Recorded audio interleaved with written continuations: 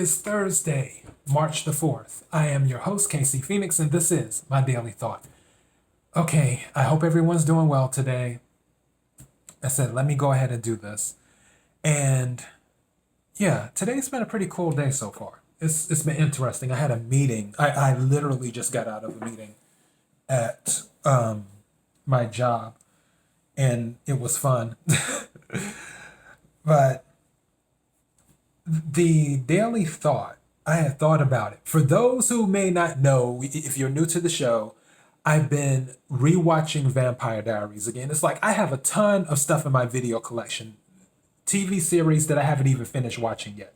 Riverdale, The Royals, whatever. Hannibal, hadn't watched the first Hannibal episode yet.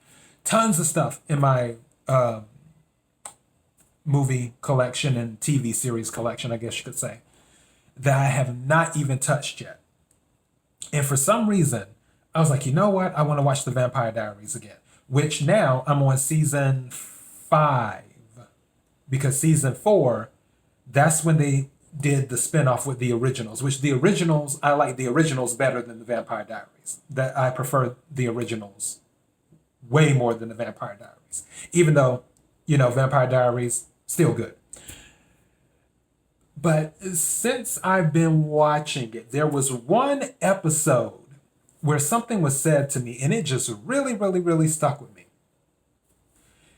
And before I go into that, I want to add a little bit of context as to why I'm doing this as a daily thought for the podcast today. Because I empathize with people who are sometimes cast as villains. Like the movie Maleficent, that was always good to me. Where they showed the other side of, well, this is what happened to Maleficent. This is why she became who she became. Same thing with the Wicked Witch of the West. I believe I have that right. I get them mixed up. Wicked Witch of the East, Wicked Witch of the West. Wherein, I know they have, what's the name of that play? Is Wicked. That's the name of the play. Wicked, which I haven't seen that play. I haven't seen it. My mother's seen it like I think 2 or 3 times, but I haven't seen it. Meaning as in went to Broadway to go see it. That's how much she enjoyed it when Broadway was open. But in the movie, the prequel of The Wizard of Oz, Oz the Great and Powerful, where they showed what happened with the Wicked Witch and how she became who she became. Same thing with Snow White and the Huntsman. If you haven't seen that Winter's War, you need to check that out, because there's Snow White and the Huntsman, and then there's Snow White and the Huntsman, Winter's War. If you haven't seen Winter's War is good. Some people didn't like it. I liked it because, again, there's this villain, and you see how she was before all of this stuff happened. And then after everything happened, she became a different person. And you can sort of empathize with that, with the situation. So that's why when I was watching Vampire Diaries, in spoiler alert, Stefan and Elena break up, which, by the way, they break up so many times during the first 2 or 3 seasons. It's like, woo! But of course, teen drama, whatever. I digress. Well, when Stefan was finally done with Elena, he was really, really cold to her. And she was at the door. I think he was getting ready to go somewhere or something, or she was getting ready to go somewhere. And he was being so cold to her. And she said, Stefan, this isn't you. And he replied back to her, how would you know? You've never seen me when I'm not in love with you. When I tell you that stopped me, when he said that, I was like, wait, whoa, that was deep. That was deep. She says, Stefan, this isn't you. This isn't like you. Like, how would you know? You've never seen me when I'm not in love with you. It's always interesting when people go through a breakup or through a divorce. And they always say, the person that I was with, they just aren't that person anymore. They weren't that person. Something changed. Maybe that was the thing. Maybe they weren't in love with the individual anymore. And because of that, that individual who received the treatment of someone who was in love, now they started receiving the treatment of someone who is just a regular person to them. Where if you're in love with someone, and in speaking, I can speak on this, which is why I say I've learned to respect the power of love. When you're in love with someone, some things that might irritate you, it doesn't bother you as much. You accept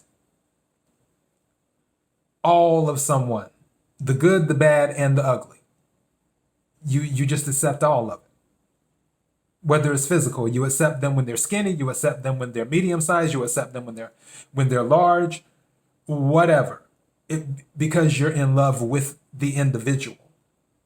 Or on the material level, you accept them when they're poor, you accept them when they're just okay with the money, you accept them when they're rich. It doesn't matter. You're in love. You're in love with the person.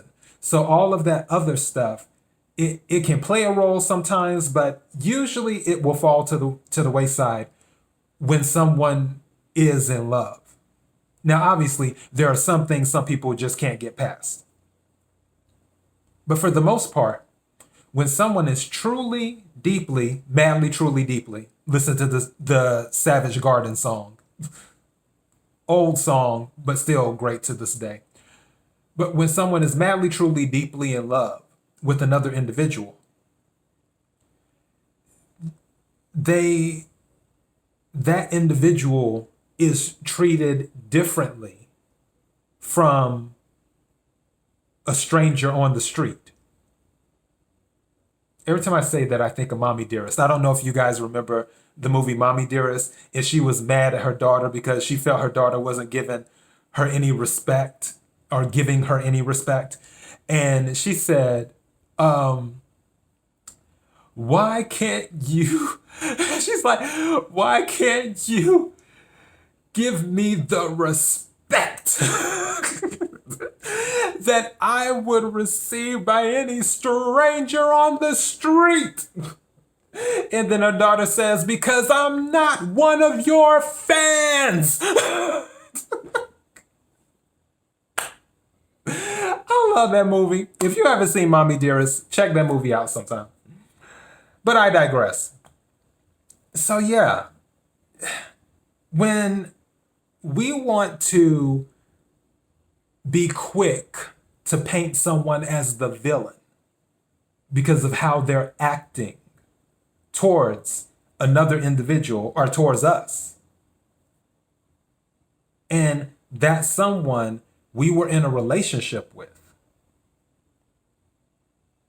or married to, and we're painting them as the villain because it's like, oh my God, they just don't act like they used to act when I first knew them. They treat me so horribly. You didn't see the person that wasn't in love with you at that time. You weren't interacting with the person that wasn't in love with you. You were interacting more than likely, for the most part, with a person who was in love with you. And that's how it started off. And because that's how it started off, You have never seen the person who isn't in love with you until it happens. And then when it happens, you're taken back because you're like, wait, whoa, whoa, whoa, hey, this isn't you. Who is this person? It's the person that you're seeing for the first time that is no longer in love with you. That's what that is. So, and I'm talking about this in the daily thought to say, cut people just a little bit of slack. Sometimes empathize just a little bit. Now, this is not what's the word I'm looking for? This is not I don't want to say explanation because it is an explanation. This is not a universe. Can I get some backup here, please? This is not an excuse to let bad treatment slide. This is not something that I'm telling you to rationalize being treated poorly. This is something I'm telling you to empathize just a little bit, to say, okay, when I knew this person, they were in love with me. That's not the case anymore. Let's see what we can do to come to an understanding, to at least be civil towards each other, where we're not constantly painting one another as the bad guy. And the same thing with you too, because when you're not in love with someone anymore, I'm sure that you noticed yourself treating that same person differently, where it all started off and you were in love and head over heels and all this other stuff and jumping over rainbows and singing Colors of the Wind or whatever it is that comes with love songs these days. And now it's just like, no, You used to answer the text within 5 minutes. Now you're like, okay, well, 5 days can go by. I'll eventually get to it. That type of stuff. It's a check on what our mental, emotional, and spiritual balance is when we're aware of things. When we're not aware of things, things usually go unchecked. Like when you're driving down the highway, you're not aware sometimes that your foot may be too heavy on the gas, and it may feel like you're doing 60 miles an hour, but you're doing 80 miles an hour in a 65 mile an hour zone. But it doesn't feel like you're doing 80 miles an hour because you haven't checked. And then sometimes there's that officer out there that comes in that's on the outside looking in and sees you're doing 80 miles an hour and pulls up behind you and says, hey, you may want to slow it down a little bit, or they give you a ticket. That's what I'm doing. I'm letting you know that, hey, you might want to check the speed a little bit. You might want to recalibrate and readjust on how you treat someone you used to be in love with, and see if you can bring the speed down a little bit and keep it within the limit and keep things as civil as possible. And at the same time, if someone else is speeding, going above the limit, maybe they're not aware. And that's where that conversation has to come in. And that's where that empathy comes in, because you have to remember, the person that you're dealing with isn't in love with you anymore. And that might be another session within itself, because it's hard for some people to accept that an individual is not in love with them anymore. But that's where communication comes in and all that other good stuff.